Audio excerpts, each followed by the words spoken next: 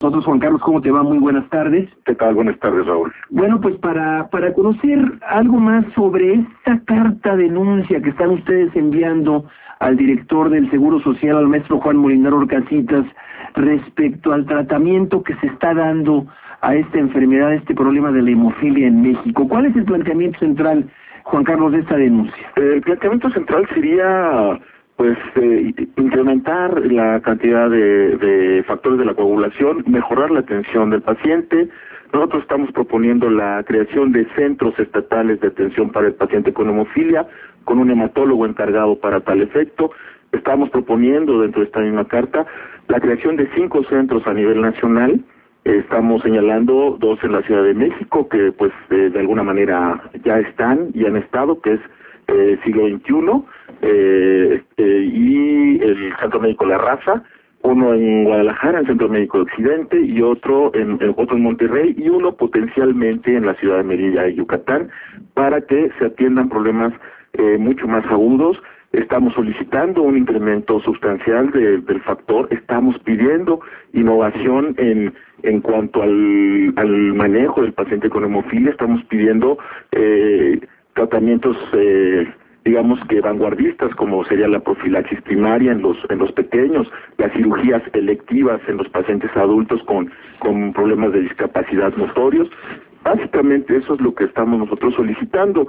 No dejamos de lado que el Instituto Mexicano del Seguro Social ha venido brindando una atención, digamos que lo más cercano a lo adecuado en materia de hemofilia en este país, ¿sí? Nos alejamos mucho de otras realidades, inclusive de otras realidades latinoamericanas. Sin embargo, bueno, creemos que es hora de dar el salto de calidad y es hora de que, por ejemplo, esquemas de tratamiento que nos remiten a los años 60, 70, se dejen de implementar en el Instituto Mexicano del Seguro Social e idealmente se dejen de implementar en todo el país. Tal es el caso de todavía el consumo de crioprecipitado y plasmas en el manejo y la atención de los pacientes con hemofilia. Bien, Juan Carlos, ¿por qué no nos das datos de qué tanta incidencia de hemofilia hay en este país? ¿Cuáles son los datos duros de la hemofilia en México? Digamos que porcentualmente hablando, si nos atenemos a las tendencias mundiales, en México deberá haber algo así como entre 8,000 y 10,000 pacientes con hemofilia. Obviamente hay un subregistro. En el registro actual lo que se tiene es un número cercano a los 4,000 o poquito más de 4,000 pacientes con hemofilia registrados actualmente. De estos, alrededor de entre el 70 y el 75% nos manejamos en el Instituto Mexicano del Seguro Social, que viene siendo el instituto que tradicionalmente maneja la hemofilia. Es por eso que de alguna forma siempre lleva la delantera en cuanto al manejo y atención, si lo comparamos con el ISSSTE y sobre todo con la Secretaría de Salud, donde los hemofílicos verdaderamente reciben una atención muy cercana a lo que se recibe en África o en países muy subdesarrollados como algunos países centroamericanos. ¿Por qué no nos dices, para que lo sepamos nuestro público y nosotros, qué es la hemofilia, en qué consiste esta enfermedad? La hemofilia es un trastorno de la coagulación. Sí, es un padecimiento hereditario, congénito. El paciente con hemofilia nace con hemofilia, de hecho desde antes de nacer que es un paciente con hemofilia.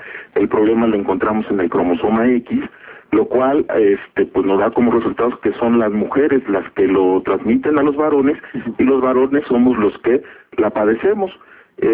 Básicamente esto sería, hay 3 niveles de hemofilia, severa, moderada y leve. El paciente con hemofilia no sangra más rápido o no sangra a mayor velocidad que cualquier otra persona. La única diferencia es que el paciente con hemofilia no coagula sus sangrados. Entonces requerimos de una terapia que se llama terapia de reemplazo, que es el suministro de el factor de la coagulación del cual adolecemos. Habitualmente se maneja que existen 2 tipos de hemofilia, que es la hemofilia A, que es la deficiencia de factor octavo de la coagulación, y la hemofilia B, que es la deficiencia por factor noveno. Hay un porcentaje menor con otro tipo de deficiencias de factores de la coagulación, pero bueno, básicamente estamos hablando de que En materia de la hemofilia clásica estamos hablando del 85% de los pacientes con hemofilia, y los de hemofilia B estamos hablando entre el 13 y el 14% de pacientes con hemofilia. El restante 1 o 2% se dividen entre pacientes con deficiencia de factor 11, factor 2, de factor 7, que son hemofilias muy raras. Bien, ¿qué sería lo óptimo en cuanto a tratamiento de parte del Seguro Social al problema de la hemofilia? Lo óptimo, yo pienso que sería el incremento del consumo de factores de la coagulación.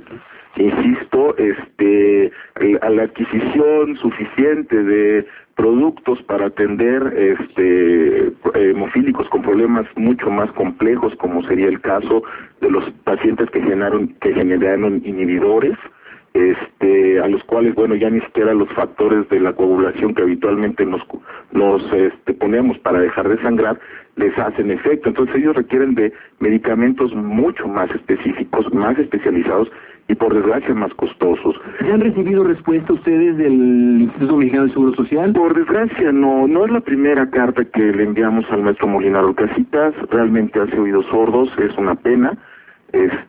Sobre todo porque el problema, creemos que con un poco de voluntad política se puede solventar. Hay muy buen equipo médico, y sobre todo hay equipo médico en el Instituto Mexicano del Seguro Social que por razones del azar ya no están viendo pacientes con hemofilia, que deberían de estar viendo pacientes con hemofilia porque son las personas que más saben en materia en este país.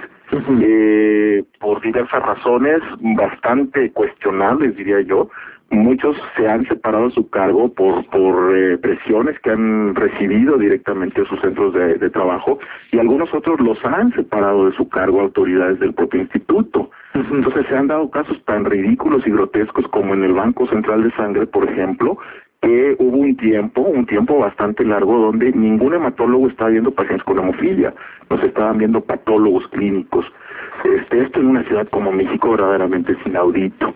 Se pudiera entender en otros lados, pero no en Ciudad de México. Entonces, en ese sentido, el llamado para que las autoridades del Seguro Social atiendan este planteamiento que ustedes están haciendo, Juan Carlos. Sí, el llamado urgente, por cierto, porque la semana pasada tuvimos el caso de un compañero que estuvo hospitalizado en el Hospital de Especialidades del Centro Médico Nacional Siglo XXI, dirigido por el doctor Mario Madrazo, que se tuvo que transfundir plasma fresco congelado como en los años 60 para solventar un problema de sangrado que llevaba activo. También tenemos otro caso de un compañero que estuvo prácticamente un año hospitalizado y que lo dieron de alta todavía con heridas sangrantes y abiertas, y que las últimas atenciones que él recibió fue con frío precipitado. Este tipo de cosas no deben ocurrir. Este tipo de cosas hay que erradicarlas. Bien, pues ahí está el señalamiento, ahí está el llamado, y esperamos, Juan Carlos, una pronta respuesta de las autoridades del Seguro Social, y yo te agradezco mucho la oportunidad de esta conversación. No, te agradecemos a ti y a la estación de radio que nos hayan prestado esta atención, que nos hayan ayudado a generar esta conciencia, no solamente en las autoridades, sino en la población, que también general, que también está escuchando 620, y escuchándote así sobre todo. Muchísimas gracias, Juan Carlos, y que tengas buena tarde. Igualmente. Hasta pronto, Juan Carlos Flores López, presidente de la Asociación Civil Hemofilia 21, y bueno, pues ahí está la denuncia y el señalamiento.